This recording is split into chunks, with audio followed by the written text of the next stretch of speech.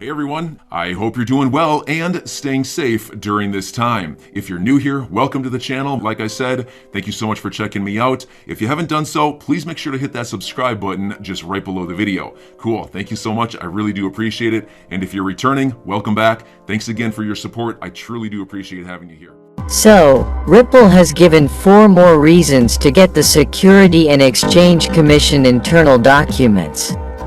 Before we get into how XRP bullish run is going to start, let's have a quick recap of how the Security and Exchange Commission is almost comically failing to follow the correct protocol. So, a dagger was thrown at the financial startup, Ripple, on December 22, 2020. The Securities and Exchange Commission filed a complaint against Ripple Labs and 2 of its top executives. The regulatory agency said the defendants traded $1.3 billion in cryptocurrencies as security but did not initially register them. The Security and Exchange Commission characterizes XRP as a security because it was used to fund a platform that allows money transactions for merchants. Ripple Labs and the executives involved profited from the deal as well. So, the Security and Exchange Commission argued that it should have been registered with them, along with the disclosure of specific financial facts for public consumption. Well, they said the measures are intended to combat fraud and safeguard investors' interests, which is far from the truth as we know. Instead of complying with the requests, Ripple chose to fight the Security and Exchange Commission in court. According to Ripple, the lawsuit was slanted against cryptos and an attack against Ripple. Now, Ripple lawyers reminded the court that the Security and Exchange Commission internal records are equally significant to the Howey analysis, scienter, and fair notice, as well as an impartial examination of defendants' comprehension in considering the aiding and abetting accusation. This was Ripple's answer to the Security and Exchange Commission argument that a previous order by Judge Torres rendered the Hinman 2018 speech and accompanying notes, as well as the Estabrook notes, irrelevant to the XRP action. However, Judge Torres dismissed their move to dismiss the lawsuit against them, making the protected data irrelevant and unfindable, according to the Security and Exchange Commission. Ripple argued that the court order did not invalidate the Hinman speech communications or the court decision that those materials were not privileged. And the same should be true for the Estabrook notes. And the Hinman speech communications, according to Ripple, are immediately related to the fair notice argument, which Judge Torres explicitly permitted to continue over the Security and Exchange Commission petition to strike. Contrary to the Security and Exchange Commission suggestion, defendants have never suggested that communications related to the Hinman speech were only relevant to the recklessness standard, the Ripple counsel said, adding that the Security and Exchange Commission internal documents are relevant to the Howey analysis, scienter, and fair notice, as well as an objective review of defendants' understanding when considering the aiding and abetting charge. Well, Ripple is giving more and more evidence, and the Security and Exchange Commission is just delaying the case. What do you think? Is there any that it would end in May? Also, despite the upcoming discovery-related motions, Chris Larson and Brad Garlinghouse want to continue with the briefing. The regulators, on the other hand, are of the opinion that this is not the case given that the individual defendants have yet to answer the complaint and plead affirmative defenses.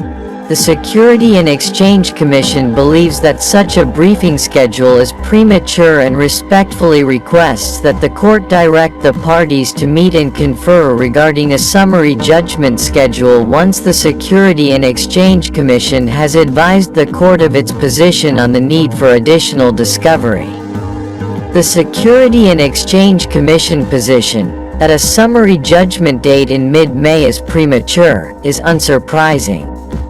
Given that, the Commission has methodically delayed the action, ostensibly to thwart Ripple's desire to put the case behind them. Delay tactics are perhaps the Security and Exchange Commission's most powerful weapon against Ripple in the lawsuit.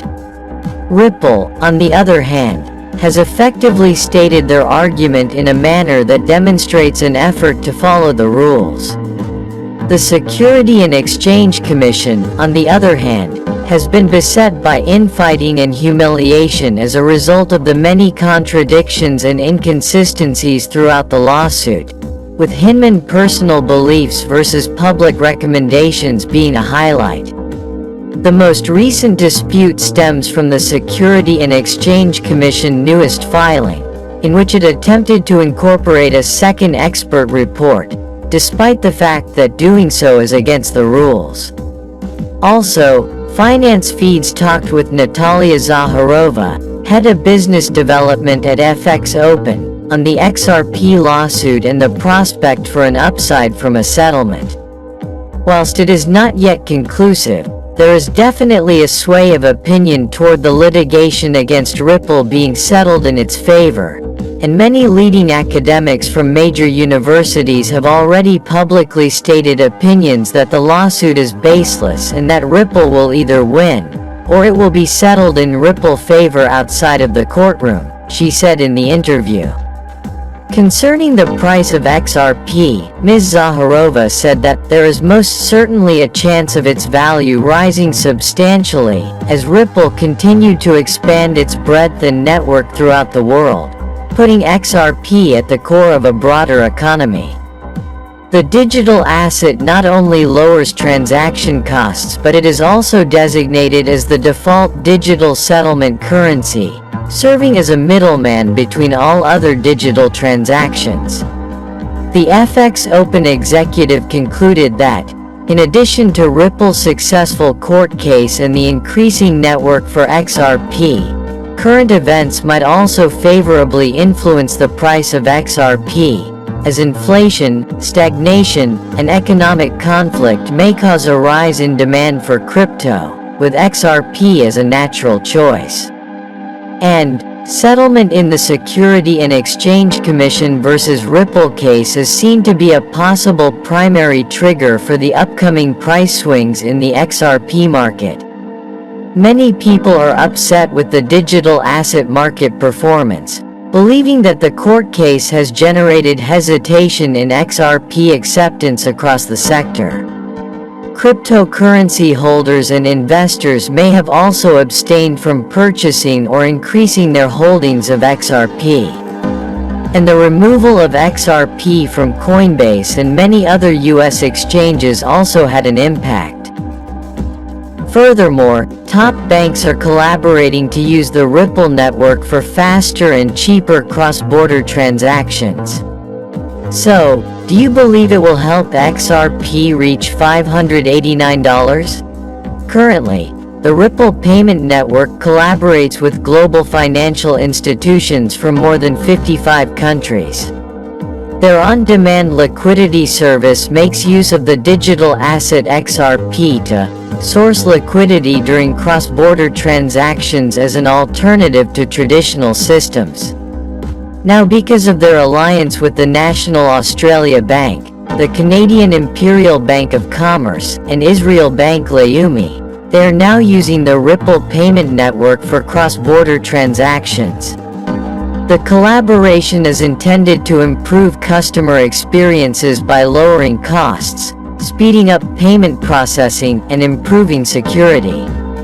Transactions that could have taken up to 2 days to become effective are now said to be completed in minutes. The Alliance of Financial Institutions is also expected to open new doors for each to access world-class international innovation initiatives and insights.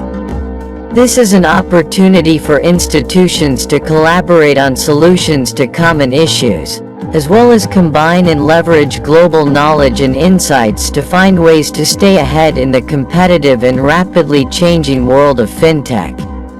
And despite the Security and Exchange Commission versus Ripple Labs lawsuit, the company has been expanding its reputation and international partnerships. The Ripple network is gaining traction in Australia. It is recognized by financial institutions, and the company members collaborate with the country authorities to develop a crypto regulatory framework. Last year, Ripple proposed 3 principles for an Australian regulatory framework for digital assets. This was included and credited in the final report of the Australian Senate Select Committee on Australia as a technology and financial centre. Also, RippleNet General Manager Ashish Birla says that the company ended 2021 with a payment volume run rate of more than $10 billion and expanded its on-demand liquidity product to 22 destination markets. He said that the on-demand liquidity product is on the verge of attaining worldwide exposure. In comparison to the old banking system, Birla thinks on-demand liquidity quick development is due to its greater transaction speed and more efficient use of money. So, do you believe Ripple will be able to provide worldwide financial coverage? Make sure to subscribe and give us a thumbs up. Thank you so much for watching. See you in the next video. Kindly note that the prices of cryptocurrencies frequently change, so by the time you watch this video, it might have changed to a whole new value. The information provided in this video does not constitute investment advice, financial advice, trading advice, or any other sort of advice, and you should not treat any of the content as such. The content in this video is for educational purposes only and hence should not be considered financial advice. I'm your guy. I will keep you posted. I'm your advocate. I'll be back on a daily basis, usually multiple times per day, with these videos to keep you updated with everything going on. So, I hope you enjoyed the video. If you haven't done so, make sure to hit that subscribe button. Feel free to share any of my videos with your friends, family, social media, or anybody who may care to listen. Thanks so much for your continued support. I'm always here for you. I want to help you through this time. So thank you so much for continuing to choose me. Enjoy your day, stay safe, and I'll catch you again probably in a couple hours. Thanks, everybody. See you later.